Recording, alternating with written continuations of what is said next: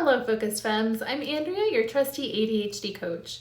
Welcome to my channel where we support women with ADHD and learn all about living with your handy-dandy ADHD brain.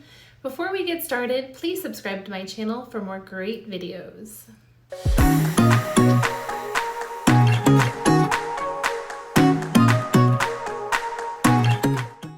Hello again. I was diagnosed with ADHD at the age of 37, so much later in life than most other ADHD women. And while it absolutely threw me for a loop and caught me by surprise, it was also one of the best days of my life. I finally understood why I was always late for appointments. I finally knew why I could never seem to act on my goals despite the best of intentions. And I finally understood that I wasn't stupid, lazy, or incapable. I just had ADHD. So today we'll learn just what you can learn about yourself after your diagnosis. Number one on our list, and the most liberating thing I learned after my diagnosis, is that ADHD answers so many questions in my life. Why do I always lose my car keys? ADHD. Why do I always forget about appointments? ADHD. Why do I chronically ignore email and texts? ADHD. You will begin connecting so many past behaviors to ADHD, which leads me to number two. You can start correcting those behaviors because you know what's causing them. When I was placed on the right medication, I felt so relieved and freed when I was able to start correcting behaviors that I had had really for my entire life. I became so obsessed with Googling things like ADHD life hacks and ADHD tips and tricks. I went on a self-improvement marathon. So I encourage you to research how you can improve your ADHD symptoms. I'll include some helpful links below. Number three, it will change your relationships.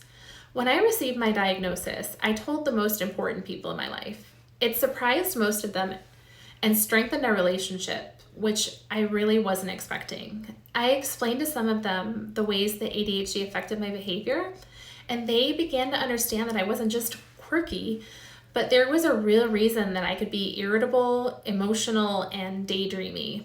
My loved ones cut me a huge amount of slack, and that paired with my habit changes really took some close relationships from being slightly tense to really happy and fulfilling. Number four, you will see possibility everywhere. My diagnosis brought the arrival of something I'd never experienced. Possibility. It was everywhere. I would walk into a room. Oh, hey, possibility. I woke up every day and thought, good morning there, possibility. I met a new person and I was like, is your name possibility? It was everywhere I went and every person I met and every thought I had. It was such a welcome change from the dark closet my life had been pre-diagnosis. Look for the possibility in everything you do. You can accomplish anything if you're open to it. Number five, there is nothing wrong with you. I don't like sitting for too long. I talk a lot. I say things I shouldn't and often. I lose things all the time. I sometimes forget to put gas in my car. I forget names easily. I'm late all the time. Does that make me a bad person? No, it doesn't. I spent my entire life judging myself. I couldn't accept my shortcomings, and it affected my life in the worst possible ways. My diagnosis freed me from a life of self-blame and the prison of shame I had built. I accept my ADHD symptoms, and so should you. Diagnosis gave me permission to accept my faults. It allowed me the freedom to see my amazing abilities too, my genuineness, my humor, my kindness, and my grace. And I hope the same for you. Stay focused, ladies. Thanks for watching today.